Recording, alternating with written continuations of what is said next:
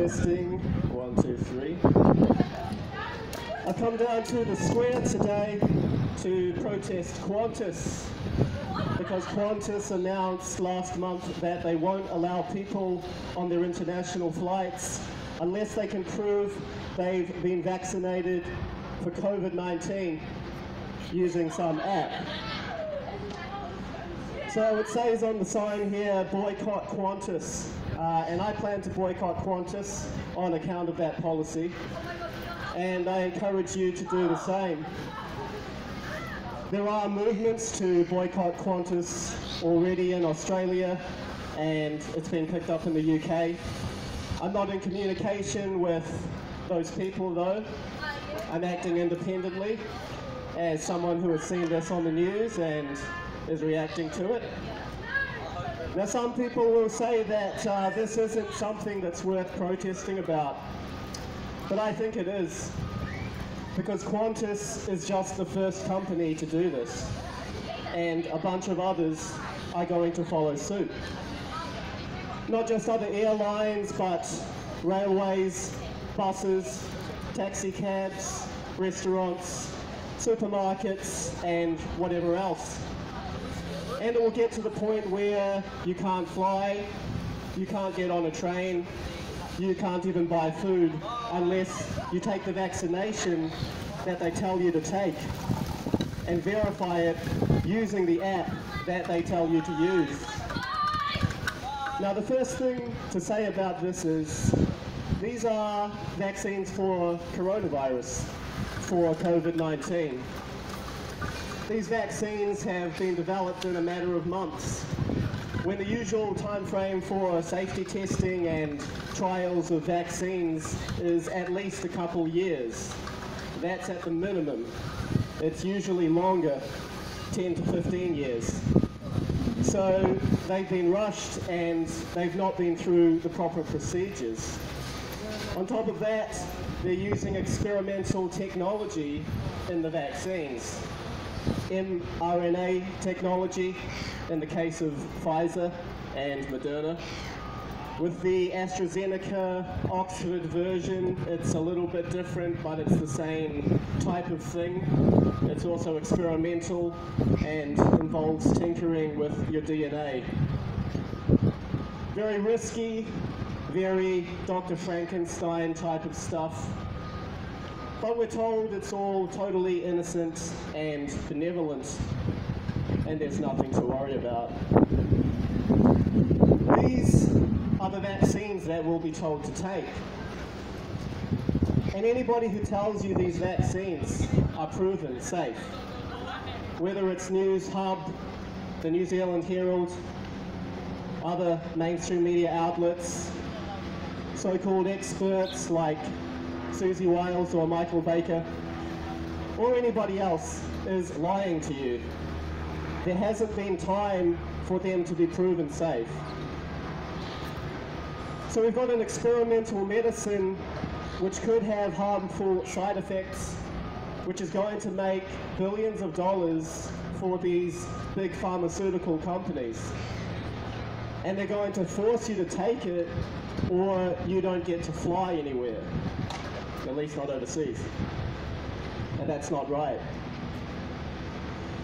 You know, I'm not an anti-vaxxer. I believe that vaccines can work, but I am against forced vaccination or forced medication because I don't think the government should have that power, and nor should big corporations have that power. Now on my other sign here, it says, forced vaccination equals eugenics.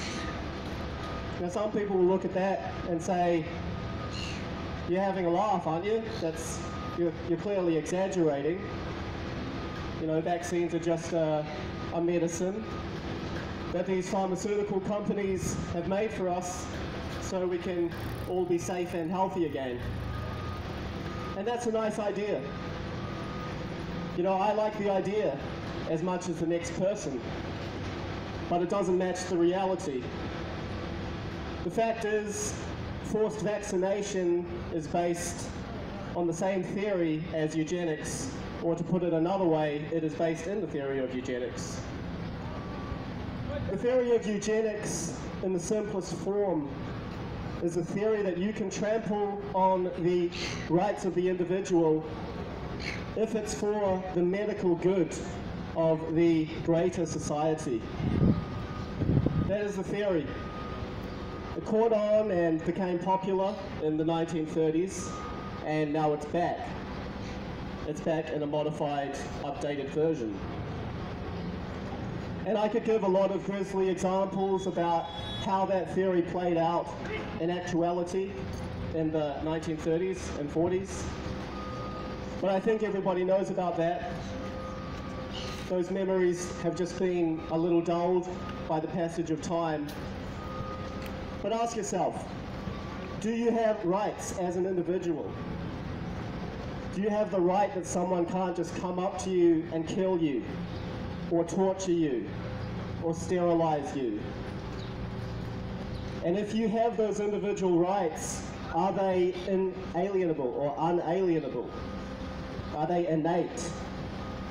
Because if you have unalienable rights and other individuals have unalienable rights, then you can't buy into eugenics. The two are not compatible, notwithstanding all the noisy virtue signaling about the greater good. The government does not have the right, does not have the authority to force us to take any medicine, nor do corporations acting as disguised proxies for the government. Which leads me on to the next thing I wanted to talk about in regards to Qantas. Because Qantas is a private company, right? So the people don't get to have any say in what they do, or else it's an attack on the free market. It's socialism.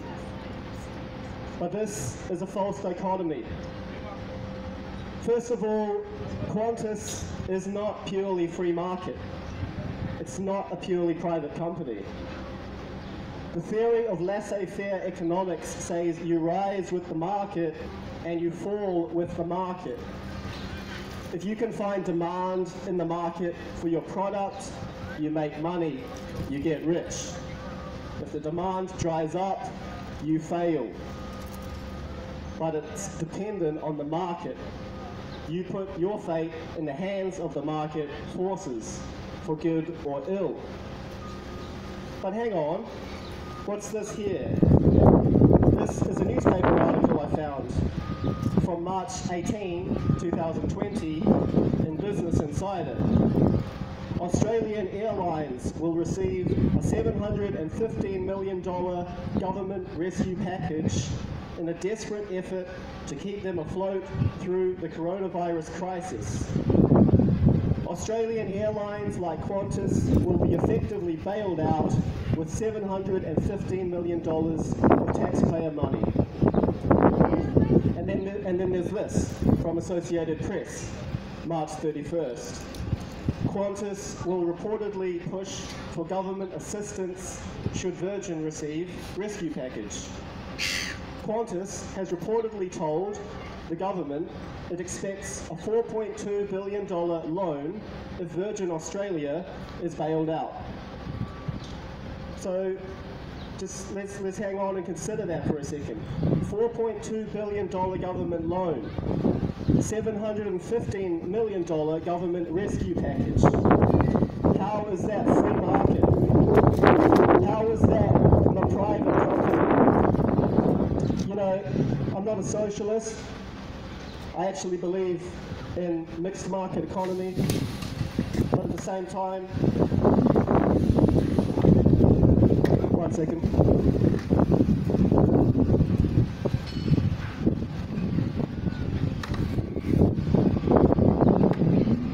But at the same time, I'm not a fool.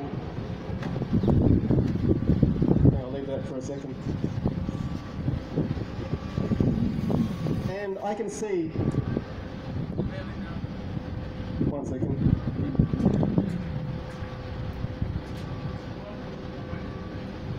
Technical difficulties, folks, technical difficulties.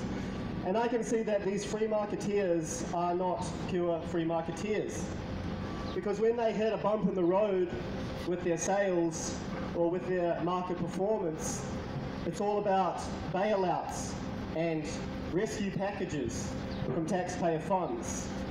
Because, you know, we're all in it together then. But when they're doing something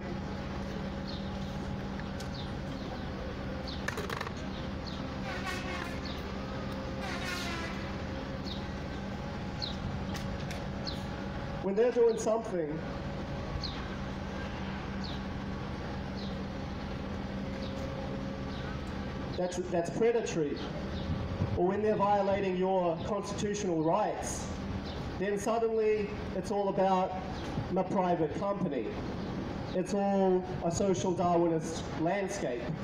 Everybody just doing whatever to pursue their own interests aggressively and let the market sort it out.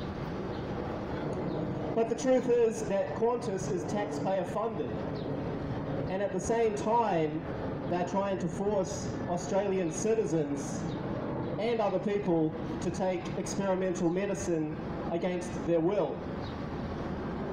So what should happen now is, this is just a suggestion, but if you care about civil liberties, it's one proposal you could consider. First of all, boycott Qantas, as it says on the sign here. But also, Aussies, another suggestion. Aussies should contact their local MPs and contact their parliament and say, we want that money back now. We want those millions of dollars paid out in the rescue package back. Because Qantas is now practicing eugenics or participating in eugenics. And you don't get taxpayer funding to practice eugenics. And they should push for a resolution in Parliament that Qantas does not get any more taxpayer funding ever until they repudiate the eugenics policy and fire Joyce, the CEO who brought it in. I'll say just a couple more things on this topic. Qantas is the first one out of the gate to do this, to make the use of their service dependent on taking a vaccine. And they are acting as a bellwether to test this type of policy, to legitimize it and encourage other companies to follow suit so that it can become an across-the-board thing where you can't travel, you can't shop, you can't participate in social life because you can't get into the venue without taking the medicine they tell you to take. And what is the medicine they tell you to take? It's always the government-endorsed one, isn't it? It's not like Qantas is going to say, we require you to take hydroxychloroquine with zinc to guard against COVID before travelling. No, they would never do that. It's always the government-sponsored one that they're going to tell you to take, because they're acting as the goons of government. They are the proxy agents who will enforce rules on the citizens which the governments want to enforce, but which would be problematic for them to enforce directly because of constitutional principles and rights. So the corporations now, the ones like Qantas, the predatory ones, enforce the rules on behalf of the government, and they get help from the government in return. Technical difficulties, folks. So they can make loads of cash and have an impregnable monopoly position, which is the opposite of free market. And they're able to do all this using the protection of my private company. That's how this works. It's all a scam. Now, as consumers, we can make a statement about this using our wallets. That we don't like eugenics. We don't support it. We don't support the systematic violation of our basic rights, where it's done at one remove through these deputized agents, these predatory corporations. And in making this statement, asserting our consumer sovereignty, as the phrase goes, Qantas is the one to go after. They are the bellwether. They are the ones who set the trend for the others to follow. Well, what if we just end Qantas? You know, it was a nice airline for a while. They had a good run. I like the kangaroo on the tail. But someone else can start an airline with a kangaroo on the tail, or with another iconic Australian animal on the tail. You know, Qantas doesn't have a freehold on airplanes with an iconic Australian animal on the tail. Maybe it could be a koala. That could be kind of cool. Point is, if Qantas went bankrupt as a result of this policy, what do you think those other companies who are set to follow suit would make of it? They're going to be a lot less confident about conspiring to violate our fundamental rights for profit. They're going to have a lot less confidence in that plan. But I'm not telling anybody how to spend their money. You can spend it how you like. But this is something that people are proposing in Australia, proposing in the UK, and I'm proposing it also where I live, in Christchurch in New Zealand. And by the way, this all obviously applies to Air New Zealand. If they try to do a Qantas and make vaccines compulsory for travellers, the same goes for them. They should get no government funding, ever. So I'll just say one more thing about this. I talked about boycotting Qantas, and if this really becomes a thing, it would mean a lot of people would lose their jobs. And I know that most of the people who work at Qantas are probably really nice people. It's not them that's making these decisions, it's the management. But here's the thing. This whole government, corporate, ultra-centralized takeover that's going on right now, and which this Qantas debacle is just one little part of, if it succeeds, it's going to reduce all of us to the worst type of poverty and servitude anyway. So actually, in the scheme of things, losing your job at Qantas is not as bad a thing as you might think. And those people can probably find jobs at other nicer airlines that don't participate in eugenics, and that also would be a good thing. As in, if they found jobs at other nice airlines that didn't practice eugenics, that would be the good thing. But you know, in criticising Qantas, I am criticising the management, I am criticising the current management, and not the general workers or what Qantas has been in the past. But you know, if this is the way that Qantas is going to go, maybe it's time that Qantas wasn't around anymore. Maybe their time has come. Thanks for listening, and don't be afraid to exercise your consumer sovereignty. Cheers.